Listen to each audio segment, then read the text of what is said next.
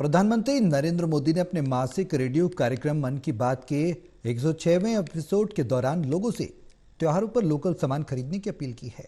गांधी जयंती पर Connaught place में khadi store पर एक दिन में हुई रिकॉर्ड बिक्री का हवाला देते हुए पीएम ने वोकल फॉर लोकल अभियान को और बढ़ाने की अपील की। उन्होंने लोगों को इस बार भी दिवाली के त्योहार पर घरेलू कारीगरों के उत्पाद खरीदने पर जोर दिया।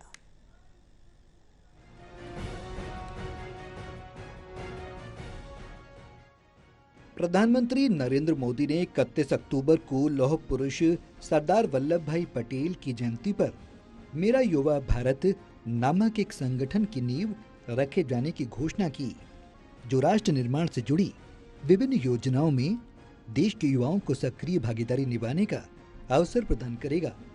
आकाशवाणी पर रविवार को प्रसारित मासिक रेडियो कार्यक्रम मन की बात की 106वीं कड़ी में देशवासियों से अपने विचार साझा करते हुए मोदी ने पिछले कुछ सालों में खादी से जुड़े उत्पादों की बिक्री में हुए इजाफे का हवाला दिया।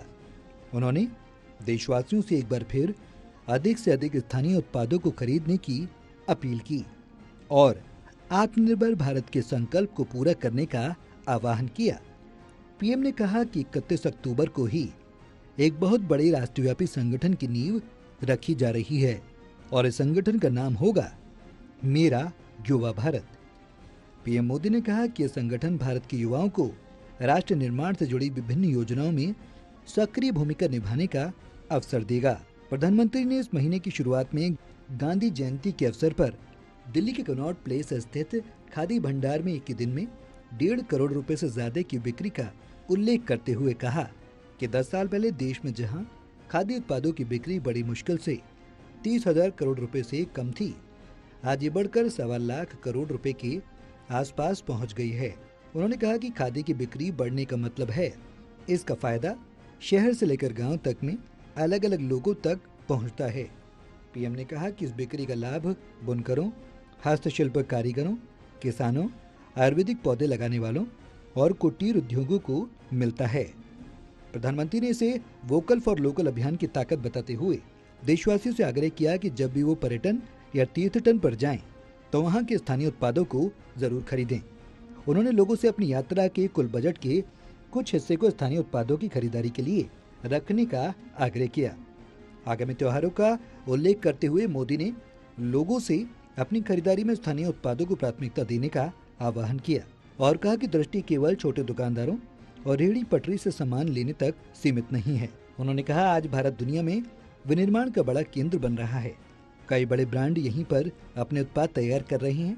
अगर हम उन उत्पादों को अपनाते हैं तो मेक इन इंडिया को बढ़ावा मिलता है और ये भी लोकल के लिए वोकल ही होना होता है।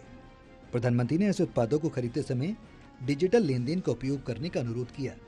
उन्होंने कहा, जब आप भारत में बने भारतीयों द्वारा बनाए गए उत्पादों से अपनी दिवाली रोशन करेंगे और अपने परिवार की हर छोटी मोटी आवश्यकता लोकल से पूरी करेंगे तो त्योहार की जगमगाहट ज्यादा बढ़ेगी। साथ ही स्थानीय लोगों का जीवन शानदार बनेगा। इससे भारत भी आत्मनिर्भर बनेगा। सरदार पटेल की जयंती का उल्लेख करते हुए पीएम ने कहा कि इस अवसर पर 31 अक्टूबर को गुजरात में स्टैच्यू ऑफ यूनिटी पर एकता दिवस से जुड़ा मुख्य समारोह होता है, लेकिन इस बार इसके अलावा दिल्ली में कर्तव्य पथ पर बहुत ही विशेष कार्यक्रम आयोजित किया जाएगा। उन्होंने कहा कि इस दिन न सिर्फ अमृत कलश यात्रा का बल्कि पिछले 2.5 साल से चल रहे आज़ादी के अमृत महोत्सव का भी समापन होगा। पीएम ने कहा कि आज जीवन का कोई ऐसा क्षेत्र नहीं है जहां हमें नारी शक्ति का सामर्थ्य देखने को नहीं मिल रहा हो। इस दौर में जब हर तरफ उनकी उपलब्धियों को सराहा जा रहा है तो हमें भक्ति की शक्ति को दिखाने वाली एक महिला संत को भी याद रखना है, जिसका नाम इतिहास के सुनहरे पन्नों में देश भर के लोगों के लिए कई वजहों से एक प्रेरणा शक्ति रही है। अगर किसी की संगीत में रुचि हो तो वो संगीत के प्रति समर्पण का बड़ा उदाहरण ही है। अगर कोई कविताओं का प्रेमी हो तो भक्ति रस में डूबे मीराबाई के भजन उसे अलग ही आनंद देते हैं। अगर कोई देवी शक्ति में विश्वास रखता हो तो मीराबाई का श्री कृष्ण में लीन हो जाना उसके लिए एक बड़ी प्रेरणा बन सकता है। पीएम ने आगे कहा कि आप सभी ने गुजरात के तीर्थ क्षेत्र अंबाजी मंदिर के बारे में तो जरूर ही सुना होगा। ये गब्बर पर्वत के रास्ते में आपको विभिन्न प्रकार की योग मुद्राओं और आसनों की प्रतिमाएं दिखाई देंगी। क्या आप जानते हैं कि इन प्रतिमाओं की खास बात क्या है? दरअसल ये कबाड़ से बनी मूर्तियां हैं जो बेहद अद्भुत हैं।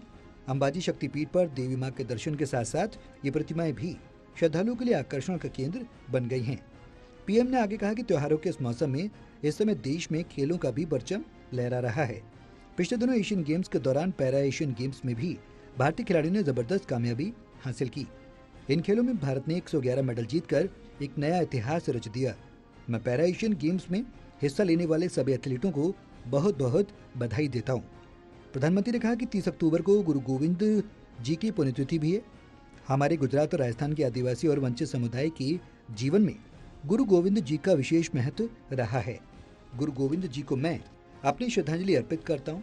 नवंबर महीने में हम मानगढ़ नरसंहार की बरसी भी मनाते हैं। मैं उस नरसंहार में शहीद मां भारती की सभी संतानों को नमन करता हूँ। प्रधानमंत्री ने आगे कहा कि भारतवर्ष में आदिवासी योद्धाओं का समृद्ध इतिहास रहा है। इसी भारत भूमि पर महान तिलक मांझी ने अन्याय के खिलाफ बिगुल फूंका था। इस धरती से सिद्धो कानू ने समानता की आवाज उठाई। हमें गर्व है कि जिन योद्धा टंटिया भील ने हमारी धरती पर जन्म लिया, हम शहीद वीर नारायण सिंह को पूरी श्रद्धा के साथ याद करते हैं, जो कठिन परिस्थितियों में अपने लोगों के साथ खड़े रहे।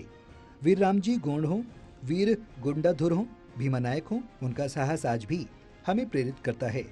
अल्लूरी सीताराम राजू ने आदिवासी भाई बहनों में जो अलग जगाई, उसे देश आज भी याद करता है।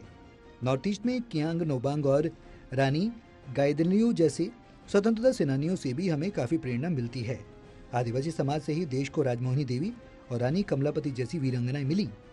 देश इस समय आदिवासी समाज को प्रेरणा देने वाली रानी दुर्गावती जी की 500वीं जयंती मना रहा है। मैं आशा करता हूं कि देश के अधिक से अधिक युवा अपने क्षेत्र की आदिवासी विभूतियों के बारे में जानेंगे और उनसे प्रेरणा लेंगे। देश अपने आदिवासी समाज का कृतज्ञ है, जिन्होंने राष्ट्र के स्वाभिमान और उत्थान को हमेशा सर्वोपरि रखा है। National desk, total news.